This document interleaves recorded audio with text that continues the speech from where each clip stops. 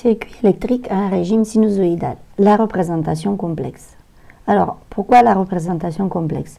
Eh bien, il suffit de regarder ce tableau. Dans ce tableau, on voit les relations courant-tension pour trois dipôles, pour la résistance, le condensateur et la bobine. Pour la résistance, on retrouve la simple loi d'Ohm, tension égale résistance fois intensité de courant, donc tension au bord de la résistance. L'intensité du courant, il s'agit du courant qui traverse la résistance. La relation est simple, linéaire, mais ce n'est pas le cas pour le condensateur et pour la bobine. Pour le condensateur, l'intensité du courant qui charge les plaques du condensateur est proportionnelle non pas à la tension directement, mais à la dérivée de la tension par rapport au temps. Le facteur de proportionnalité étant la capacité du condensateur. Pour la bobine, même chose, une loi qui n'est plus simple, n'est plus linéaire. La tension au bord de la bobine est proportionnelle, elle, à la dérivée de l'intensité du courant qui traverse la bobine. Le facteur de proportionnalité étant l'inductance de la bobine. Donc, un régime variable, puisqu'il faut observer que ces relations s'appliquent quand les tensions et les intensités des courants varient. Donc, un régime variable, ces relations sont compliquées. Et ici, vous avez les mêmes relations, mais en utilisant la représentation complexe. Alors, la représentation complexe, par une recette, un formalisme, remplace les tensions par des tensions complexes et les courants par des courants complexes. On va voir comment, en quoi consiste cette recette, comment on passe du réel au complexe. Mais avec cette représentation, ce qu'on observe, c'est que les relations courant-tension pour les trois dipôles deviennent des relations de type loi d'Ohm. U égale quelque chose fois I. Alors, ces quelque chose sont des impédances, on va les définir. Ce sont des fonctions complexes elles aussi. Et ce qu'on remarque aussi, c'est qu'en représentation complexe, les tensions complexes et les intensités complexes peuvent être fléchées exactement comme on le faisait en continu. Un régime variable, bien sûr, le problème ne se pose pas.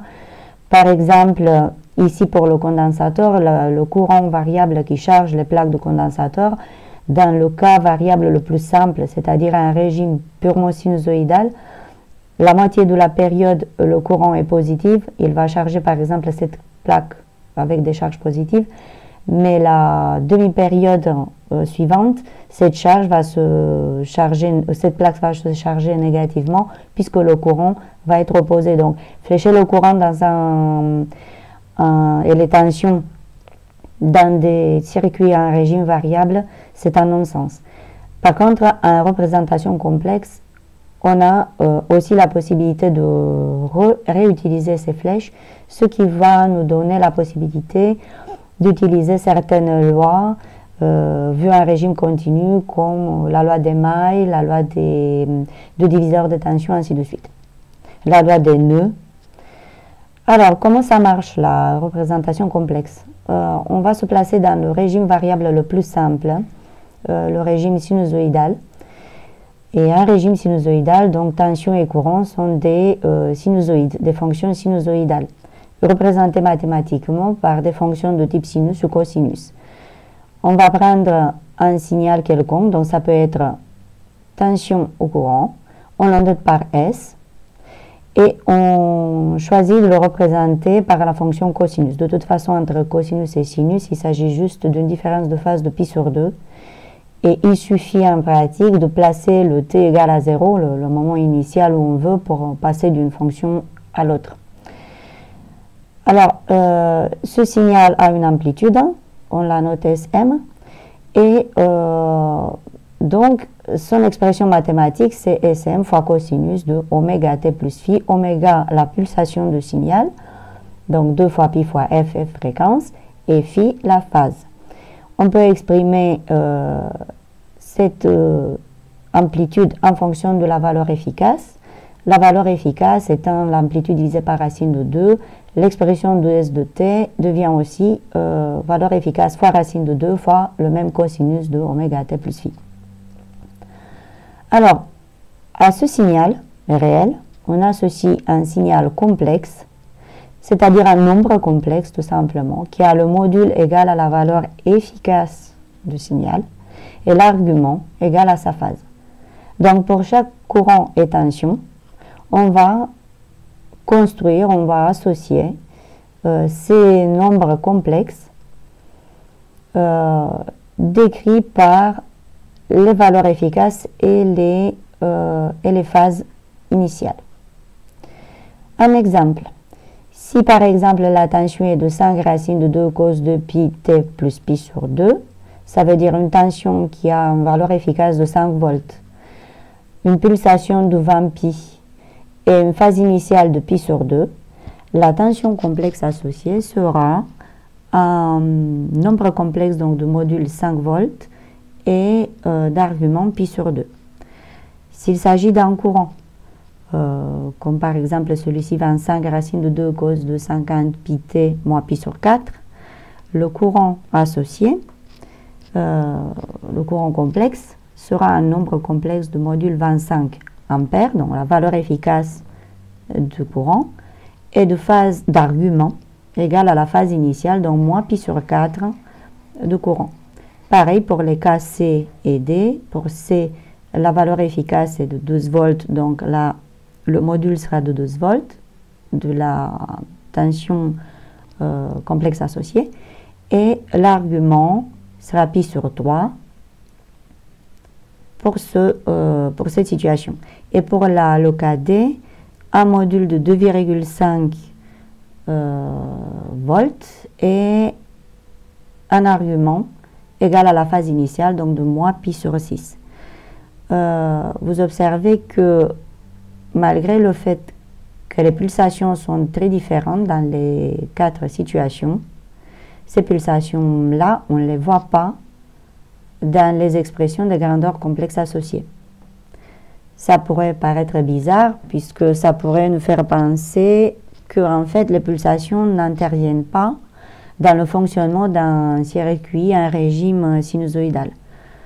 Ce qui est vraiment bizarre. Bien sûr que ce n'est pas le cas, et on va voir comment ces pulsations apparaissent lors du traitement des circuits. Comment elles sont, quel impact elles ont, et par quelle variable en fait. Alors, qu'est-ce qu'on peut faire avec la représentation complexe? Eh bien, on peut simplifier la vie. Donc, on peut démontrer que, quoi qu'il soit le dipôle, résistance, bobine, condensateur, la tension complexe égale est proportionnelle au courant complexe construit, comme on a vu. Le facteur de proportionnalité étant une fonction complexe elle aussi, qu'on appelle impédance complexe de dipôle. Pour la résistance, cette impédance complexe n'est rien d'autre que la résistance. Donc on voit qu'on retrouve que même en complexe, la relation d'ohm est la même, U égale R fois I, puisque l'impédance complexe en fait de ce dipôle n'a qu'une partie réelle, purement réelle. Donc la loi d'Ohm, le sens physique est que la loi d'Ohm tient, marche, fonctionne pareil, même en régime variable. Ce n'est pas le cas pour la bobine et le condensateur. On a vu qu'en régime variable, les relations entre les tensions réelles et les courants réels sont de type, font intervenir des dérivés par rapport au temps. Alors, un régime complexe avec la représentation complexe, pour la bobine, on a que U égale Z fois I, donc relation linéaire de type Ohm, loi d'Ohm, mais l'impédance complexe est un nombre complexe qui a une partie imaginaire, donc un nombre complexe purement imaginaire. ZL égale J oméga L. Alors, le petit j, c'est l'analogue de petit i en maths, c'est-à-dire que c'est le nombre imaginaire, c'est-à-dire que j au carré égale moins 1. Alors, pourquoi pas i, comme en maths? Eh bien, tout simplement parce que petit i en physique, c'est l'intensité de courant. L'intensité de courant, un régime variable. Donc, exactement la situation où on se place, ça serait une source de confusion énorme. Donc, en physique, le petit i, le nombre imaginaire, est noté par j. Et j carré égale moins 1. Ensuite, l'impédance complexe de la bobine contient oméga, la pulsation. Donc voilà comment oméga apparaît dans ces dipoles, dans ces circuits. Et puis L, c'est l'inductance de la bobine en Henry. En quoi on mesure l'impédance? Eh bien, en étant une grandeur complexe, le problème ne se pose pas à ce niveau. On peut parler des unités de mesure du module. Alors, le module de l'impédance de la bobine étant oméga L, c'est lui qui se mesure en ohm, exactement comme la résistance. Donc, l'impédance, on pourrait dire, c'est une généralisation de la notion de la résistance à un régime variable. Le condensateur, lui, a une impédance complexe égale à 1 sur J oméga C, J carré égale moins 1, et la pulsation, oméga est la pulsation. Puis, c'est la capacité du condensateur qui se mesure en farad. Le module de l'impédance du condensateur est égal à 1 sur oméga C. Le module est une valeur réelle et cette valeur-là, ce module-là, se mesure en ohm. Que faire encore avec la représentation complexe? Eh bien, on peut associer des impédances en série ou en dérivation et on peut obtenir des relations toutes simples, exactement comme un régime, enfin très analogue à ce qu'on obtenait un régime continu. Ça veut dire que pour des impédances notées Z, 1, 2, Z3, ainsi de suite, branchées en série, l'impédance équivalente sera la somme des impédances. Donc, par ces dipôles, dans ces dipôles, on peut voir des résistances, mais ici, on peut imaginer qu'on a un condensateur, une bobine, que des condensateurs, que des bobines, ainsi de suite. Toute combinaison fonctionne, à condition que les dipôles soient branchés en série. Donc, ici, on n'a que des symboles, disons, généralement valables, quoi qu'elle soit l'impédance. Mais à l'intérieur, il faut imaginer un des trois dipôles qu'on vient d'analyser. Et si on branche ces dipôles pareils, des résistances, des condensateurs et des bobines en parallèle, en dérivation, c'est l'inverse de l'impédance équivalente qui est égale à la somme des inverses des impédances, exactement, très analogue à ce qui se passait pour des résistances branchées en parallèle. L'inverse de l'impédance est appelée admittance et on peut dire aussi que pour un branchement des dipôles, un régime sinusoïdal en dérivation, c'est la somme des admittances qui donne l'admittance équivalente de circuit. Un exemple d'utilisation de ces relations pour un circuit en régime sinusoïdal, on va prendre un régime simple, le circuit RC. On va s'intéresser beaucoup à ce circuit RC. Pourquoi? Parce que pour un BTS-SN, un système numérique informatique et réseau, qui s'intéresse beaucoup aux chaînes de traitement numérique, le circuit RC qui joue le rôle de filtre passe-bas va le concerner souvent, puisqu'il apparaît en tant que filtre anti-reprimant et en tant qu'en bout de chaîne et en tant que filtre de lissage en fin de chaîne. Donc les circuits RC pour l'informaticien sont vraiment des circuits très importants.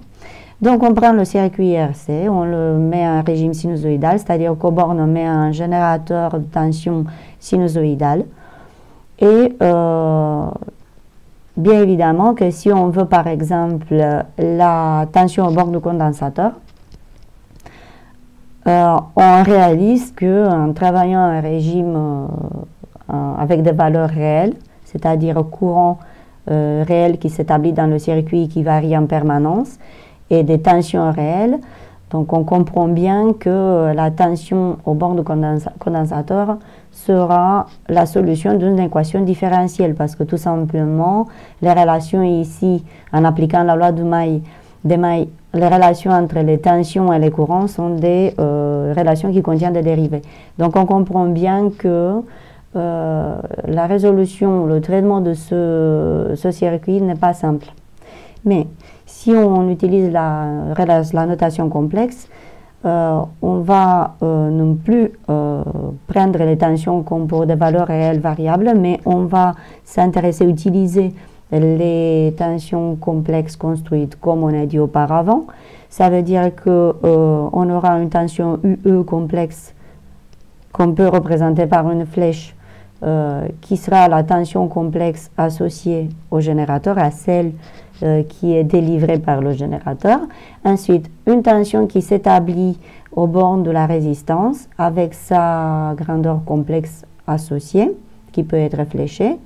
Une tension complexe associée à la tension aux bornes de condensateur. Et puis, dans le circuit, puisque c'est un circuit série, une intensité qui est la même à chaque instant et à laquelle on associe l'intensité complexe comme celle construite auparavant.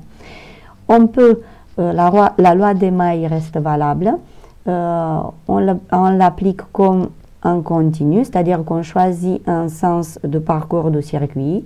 Ce sens-là est positif et toute tension, mais cette fois toute tension complexe qui est fléchée dans le même sens que le sens de parcours sera prise dans la relation de la loi d'Emaille avec le signe plus, et toute tension qui se retrouve en sens opposé au sens choisi sera prise avec le signe moins. Et donc on a, en appliquant la loi d'Emaille, la relation suivante, UE plus UE, puisque UE est dans le même sens que le sens choisi, moins UR, qui se retrouve en sens opposé, moins UC, donc le tout égal à 0, puisque on boucle la boucle, on ferme, on fait le tour des tensions de cette maille. Alors, on peut continuer, on peut remplacer dans cette relation les expressions, les relations courant-tension, c'est-à-dire que la tension au bord de la résistance complexe est égale à l'impédance complexe de la résistance fois l'intensité complexe qui parcourt la résistance. Et pour le condensateur, pareil, c'est le produit entre l'impédance complexe du condensateur et l'intensité du courant qui alimente le condensateur. On veut, pour ne pas oublier la tension au bord du condensateur, mais dans un premier temps, on doit d'abord avoir l'expression de l'intensité du courant dans le circuit et par la suite utiliser la relation courant-tension pour remonter à la tension au bord du condensateur. Donc dans un premier temps, on va isoler I, l'intensité du courant dans le circuit. Donc tous les membres qui contiennent, tous les termes qui contiennent I vont passer dans un des membres, par exemple le membre de gauche. Et puis UE, tension complexe d'entrée, d'alimentation de circuit dans le membre de droite. On factorise I et puis on exprime I comme étant ici UE divisé par le facteur qui multiplie I, donc par ZR plus ZC. Donc I dans le circuit, c'est le rapport entre la tension appliquée au circuit et l'impédance totale, c'est-à-dire la somme des deux impédances comme c'était normal. On peut aller plus loin. Donc on peut continuer d'abord, la tension au bord du condensateur, c'est ce qui nous intéressait par exemple, est égale par la relation courant-tension égale à l'impédance du condensateur fois l'intensité de courant qui l'alimente. Donc UE fois I qu'on a obtenu ici et qui est égal à ZC, donc I égale à UE sur ZR plus ZC, avec le ZC qui est le facteur de I ici, on obtient que UC égale UE fois ZC sur ZR plus ZC. Et donc là, on peut aller plus loin et remplacer les impédances du condensateur et de la résistance. Ici au dénominateur, on cherche le dénominateur commun du dénominateur qui est J oméga C. On simplifie ensuite par J oméga C et on arrive à cette relation simple entre la tension du condensateur, au bord du condensateur, et la tension du générateur qui alimente ce circuit. Alors, on a obtenu cette tension au bord du condensateur, n'empêche la tension reste complexe et je ne sais pas comment mesurer une tension complexe. Je ne sais pas ce que ça veut dire. Donc, j'aimerais bien avoir une relation avec la réalité et à partir de cette relation, remonter a des grandeurs mesurables. On va la voir un peu plus tard, mais d'abord, on va parler de la relation de point diviseur qui va nous permettre de remonter au même calcul, mais de manière plus simple. Alors, encore une chose que l'on peut faire avec la représentation complexe, c'est définir, obtenir une relation de point diviseur, comme pour le point diviseur à un régime continu. Alors, un point diviseur est une association des deux résistances, un régime continu, un régime variable. Ça sera une association des deux impédances qui se retrouvent à un régime variable, deux impédances série. Z1, Z2, en pratique, ça peut être de résistance, de condensateur, de bobine, une résistance et un condensateur, une bobine et un condensateur, de tout couple possible. La condition est que ces deux dipôles soient branchés en série. Au bord de cette série des dipôles, on applique une tension U et par conséquent, au bord de chacun des dipôles, on aura une tension U1 et U2. La série sera traversée par un courant d'intensité I, la même puisqu'il s'agit d'un branchement en série. Et vous observez que pour flécher ces tensions, on flèche directement les tensions complexes et courants complexes associés. On sait maintenant comment ça fonctionne. Ici en bas, c'est juste le même circuit qui peut être dessiné d'une autre manière, de notre façon. Je montrerai les deux puisque en pratique, on va souvent avoir le point diviseur de cette forme-là. Il suffit de penser au circuit RC de tout à l'heure. C'est quand même un point diviseur. Alors, la relation de point diviseur, on l'obtient tout simplement comme un continu, un régime continu, en écrivant la loi d'Ohm, cette fois la relation courant-tension entre les courants et les tensions complexes. Donc, I, qui est le même dans le circuit, est une fois U, donc la tension appliquée à tout le circuit sur l'impédance équivalente, l'impédance totale, donc la somme des deux impédances, mais il est égal aussi à U1 sur Z1, donc tension au bord du dipôle Z1 sur l'impédance correspondante, et aussi I est égal à U2 sur Z2. Donc ça nous donne une double égalité complexe entre des relations complexes, mais qui sera très très utile dans le traitement des circuits un régime sinusoïdal, un régime variable. Et comme exemple, on prend le même circuit, et en appliquant la relation de point diviseur, donc on l'écrit pour ce circuit-là, donc tension de générateur, UE, c'était noté tout à l'heure, sur l'impédance totale, donc l'impédance de la résistance plus l'impédance du condensateur, est égale à la tension complexe au bord de la résistance divisée par l'impédance associée, donc celle de la résistance, est égale aussi à la tension complexe au bord du condensateur sur l'impédance associée, notée ZC, comme tout à l'heure. Mais cette fois, en prenant le premier et le dernier terme, donc une des deux égalités, dans une simple ligne, on obtient la relation de tout à l'heure, UC, tension au bord du condensateur, égale UE fois ZC sur ZR plus ZC. Et par la suite, comme tout à l'heure, même technique, on remplace les expressions des impédances du condensateur et de la résistance. On cherche ici le dénominateur commun, on simplifie et on obtient très rapidement la même relation. Donc c'est beaucoup plus le traitement d'un circuit RC, un régime sinusoïdal, et comme par ailleurs tout autre circuit, peut se faire plus facilement à l'aide de la relation de point diviseur qu'à l'aide à partir de la loi d'Emaille. À ne pas oublier. Et donc je reviens maintenant au commentaire de tout à l'heure. Ok, j'ai une tension au bord du condensateur, une tension au bord, délivrée par un générateur, mais toutes ces tensions sont complexes et ça ne me dit rien en pratique, puisque je ne connais pas, je ne sais pas mesurer une tension complexe. Ça n'existe pas en réalité. On est en complexe, effectivement. Alors comment est-ce qu'on fait pour avoir quand même la relation avec la réalité? Alors, la tension, on se rappelle comment on a construit ces tensions complexes. Eh bien, on les a construites en disant, ben, toute tension complexe est un nombre complexe de modules égal à la valeur efficace de la tension et d'argument égal à la phase initiale.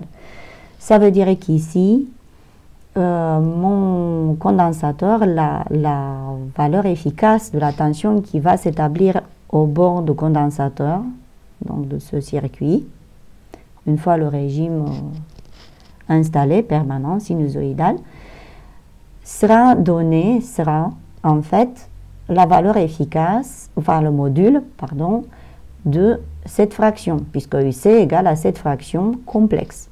Le numérateur est complexe et le dénominateur est complexe lui aussi. Pareil, la phase, l'argument, la phase de la tension sera l'argument de ce nombre complexe que je peux voir comme une fraction de numérateur E et de dénominateur 1 plus J oméga RC.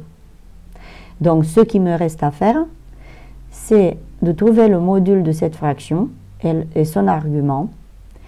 Et de cette manière, j'ai les tensions efficaces et la phase de la tension réelle qui apparaît au bord de mon condensateur. Alors, pour faire simple et ne pas se compliquer, ne pas faire des calculs mathématiques compliqués, on se rappelle une propriété des nombres complexes. Si un nombre complexe est sous forme fractionnaire, donc on peut le mettre sous la forme du rapport des deux nombres complexes, alors son module égale au rapport des modules de chacun, du numérateur sur le dénominateur, et son argument est égal à la différence entre l'argument du numérateur moins l'argument du dénominateur. Et donc, on va appliquer à chaque fois en électricité cette propriété. Et donc, avec cette propriété, la tension efficace, donc c'est le module de cette fraction. Le module de cette fraction, c'est le rapport entre les modules de la tension d'entrée, du générateur, sur le module de dénominateur de 1 plus J oméga RC. Le module de la tension d'entrée, c'était rien d'autre que la tension efficace de la tension appliquée par le générateur. Et le module de ce nombre complexe, c'est racine de la partie réelle qui est égale à 1, plus le carré au carré. Donc 1 au carré, c'est 1, plus le carré de la partie imaginaire, donc oméga RC. On a ici oméga carré, R carré, C carré. Pour les arguments, donc l'argument de la phase initiale de la tension au bord du condensateur sera l'argument de cette fraction complexe. Donc l'argument de la tension appliquée par le générateur, la tension complexe, c'est-à-dire sa phase initiale, moins l'argument du dénominateur, argument de 1 plus J oméga RC, alors argument qui est égal à arc tangent de la partie imaginaire par définition divisé par la partie réelle. Donc arc tangent de oméga RC divisé par 1, ça fait oméga RC. Et donc avec ces valeurs efficaces, on peut remonter à la tension réelle au bord du condensateur. Donc la valeur efficace qui est donnée en fait par cette relation, la valeur efficace fois racine de 2 fois cosinus de oméga t. Donc on est à un régime sinusoïdal, on se rappelle maintenant qu'il y a une pulsation, que la tension avait une pulsation, on la met comme ça, plus phi c, phase initiale de la tension au bord du condensateur, qui, elle, on peut l'exprimer, la calculer à partir de cette relation. Donc on voit qu'en fait oméga, qui soi-disant avait disparu, il apparaît partout, dans la tension efficace, dans la phase initiale, donc elle va avoir un impact sur la tension au bord du condensateur de notre circuit RC. Et donc la réalité, bon, on va prendre un exemple. Pour une fréquence de 100 Hz, donc un circuit RC alimenté par un GBF, qui délivre une tension sinusoïdale de valeur efficace 5 volts et de fréquence 100 Hz, le circuit contient une résistance de par exemple 1 kΩ et un condensateur d'un microfarad. Alors la fréquence de ce circuit étant, de la tension étant de 100 Hz, la pulsation sera 200 pi, 2 fois pi fois f, 200 pi. Je ne me fatigue pas à multiplier par 3,14.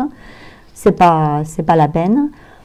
La tension appliquée par le générateur, on la suppose sans phase initiale, donc elle est de la forme valeur efficace qui est de 5 volts, on a dit, fois racine de 2 fois cos de oméga, c'est 200 pi fois t.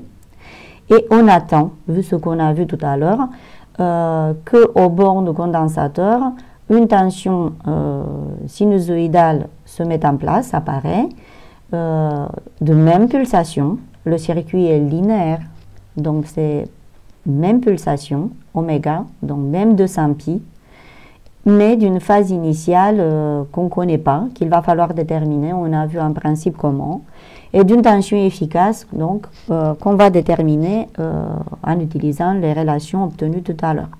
Et donc si on remplace donc on reprend les relations qu'on avait déduites.